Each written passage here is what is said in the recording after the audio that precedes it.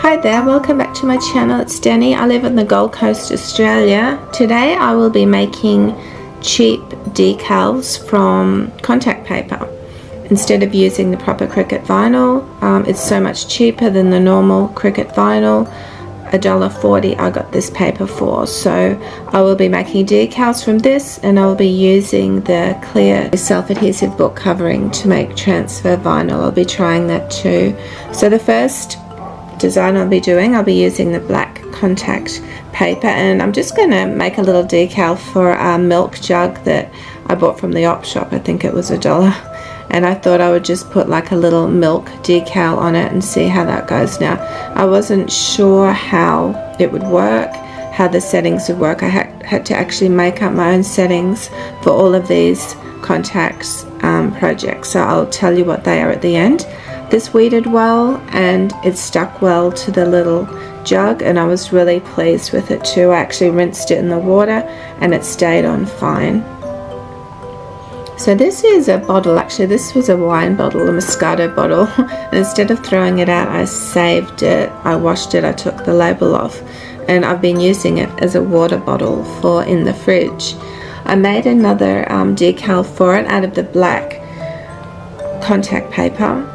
And this contact paper is really quite thin actually, so you know, I wasn't sure in the beginning how it would actually turn out, but I put it on, I pressed it down, and I peeled off the transfer paper.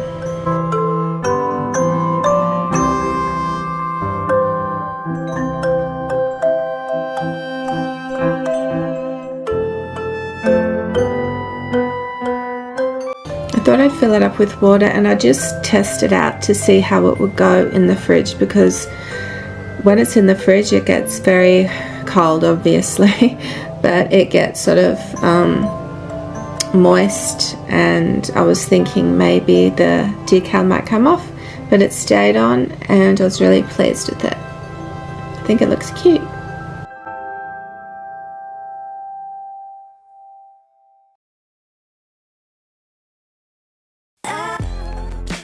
So the second design and project I thought I would do is to make a mirror decal, and I'm using the pink shimmer vinyl, well shimmer contact paper, so this is quite thin as well, and it was a bit hard to get the settings right, but again I'll tell you what those were at the end.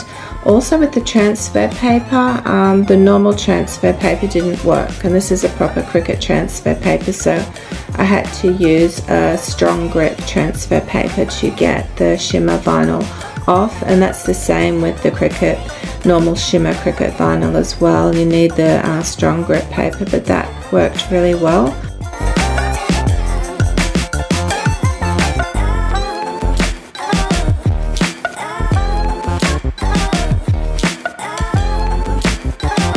So I'm just putting it in place and rubbing it on. Now I did have a bit of a problem when it came to peeling the transfer paper off.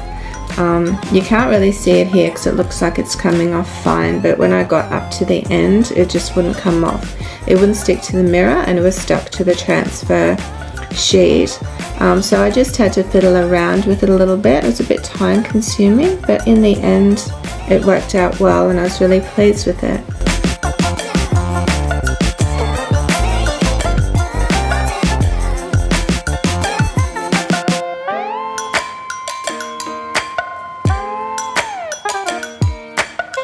This I've had on for over a month now, and the shower gets very steamy and foggy, the mirror gets foggy and wet, and it stayed on fine. It hasn't come off and it hasn't started to peel off.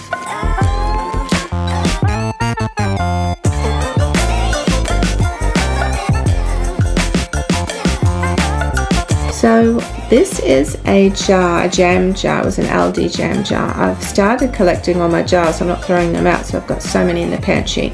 These are one of my favorites actually, because it's a really pretty little jar, and what I'm going to make with this is a milk shaker. So I'm going to put a decal on it, and it's going to be like a little milk shaker. You can put milk and syrup in to make milkshakes.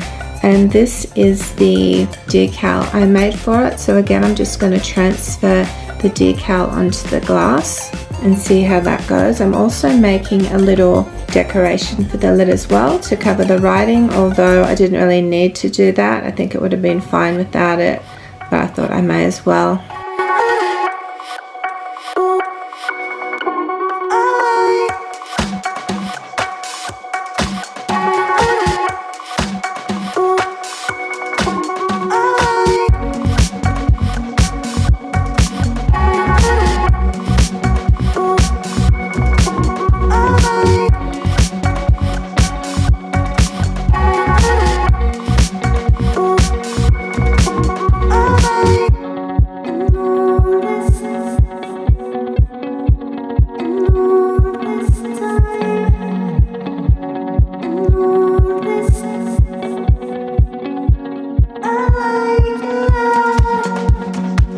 So I'm just cutting the straws to the size of the jar, so not only is it a little milkshaker, but you can store the straws in the jar as well.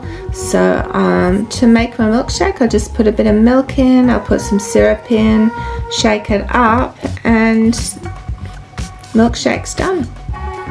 Also with the lid, it's something you can, if you don't finish your drink, you just put it back in the fridge with the lid, or it's also a travel cup as well.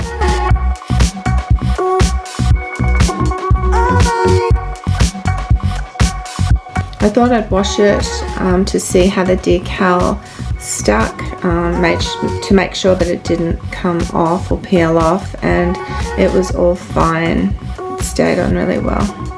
Very impressed with this contact paper so far.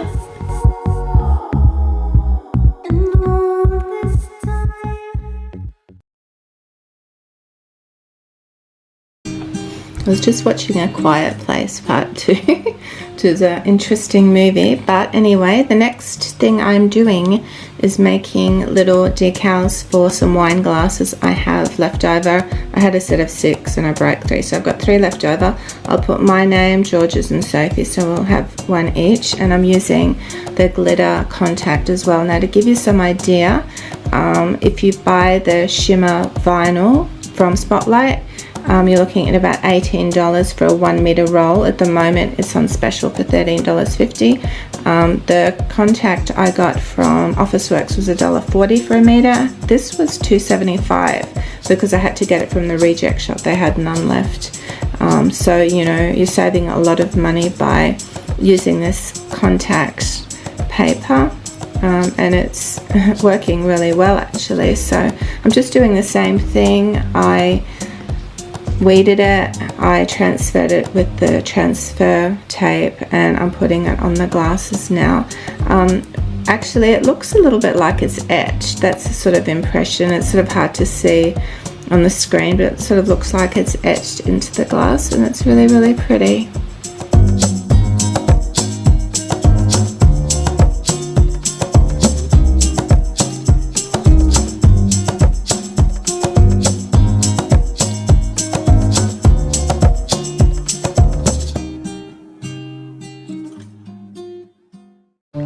So the last decal I'm doing, I'm using the holographic contact paper, and this was $2.75 for a roll because I got this at the reject shop as well. And this I cut out on the shimmer vinyl setting, but I'm also trying the self-adhesive book covering as a transfer tape, so we'll just see how that goes, or the transfer vinyl or transfer paper or whatever you like to call it. But this actually did work really well. I don't know how it would work on the shimmer vinyl though. I think I might need to use a strong grip, but for the holographic, this worked really well.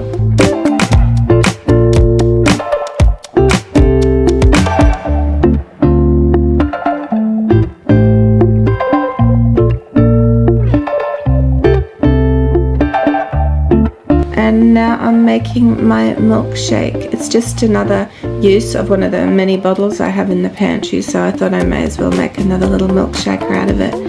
And yeah, I think it's really cute.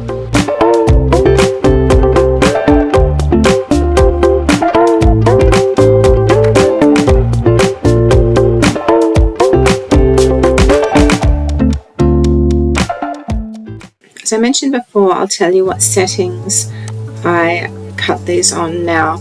I tried to cut it on the pre-loaded settings. I tried the Smart Vinyl Permanent, Smart Vinyl Shimmer, and I found that they didn't work. So what I had to do was create my own settings. So I made one for the black, and I just called that Contact Paper Officeworks. That's the black plain, and any other plain contact I can use that. And I also made the Contact Paper Shimmer, and I used the other holographic type of one under the shimmer as well.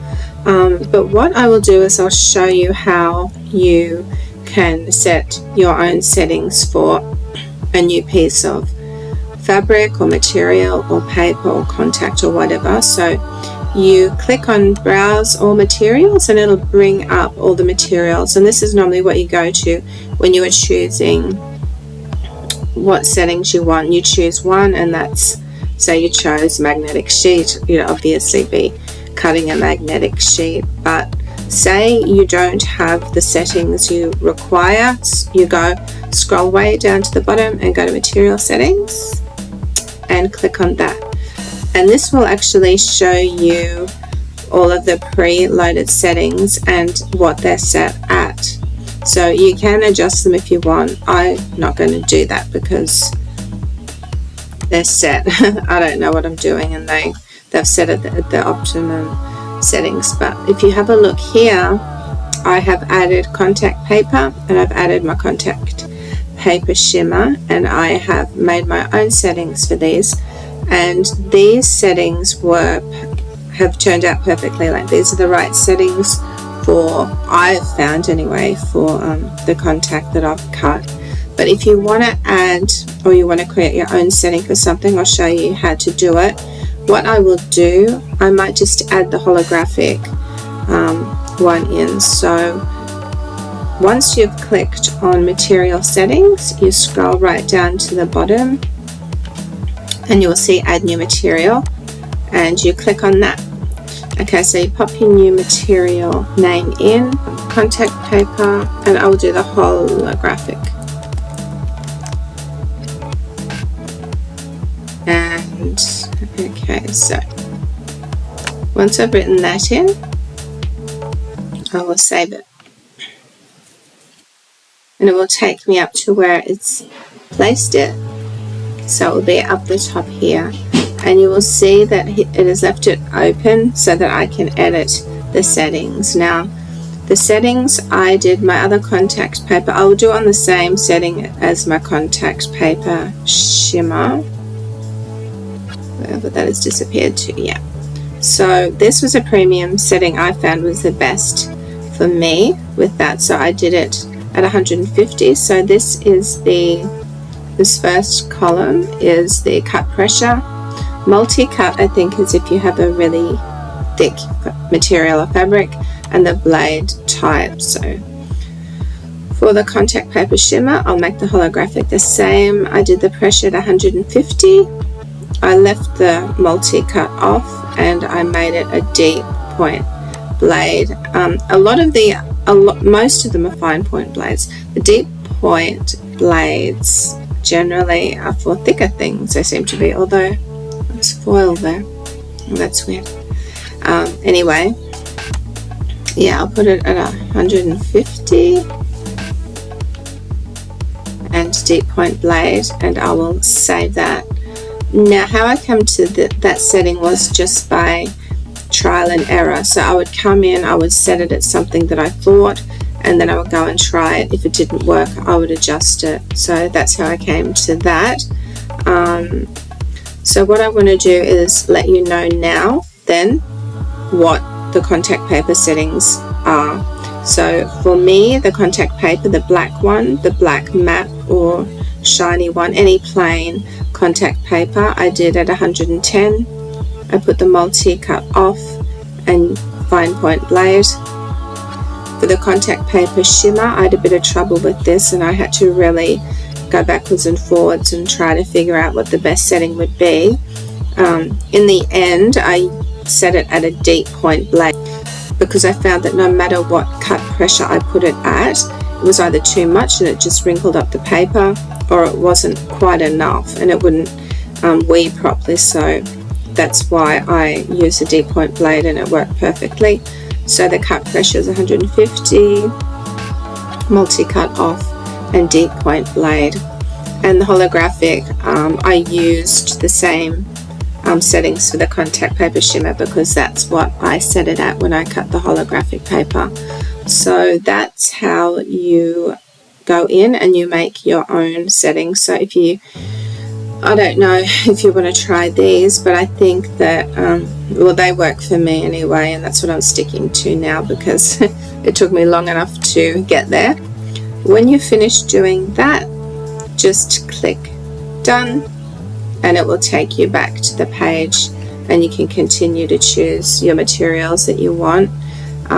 Because say I'm doing the holographic, I would go back into browse all materials, because the holographic isn't up here. I know it is the same settings as a shimmer and I could use that, but I'm just showing you how to get into it. And scroll down and it will come up with my materials, contact paper holographic. I'm going to choose that and I'm going to flag it because then it will stay up on the page. It will add it to my page, so I'll just show you. So it's added it to my page, so I don't need to go through and browse the materials. I can just click on it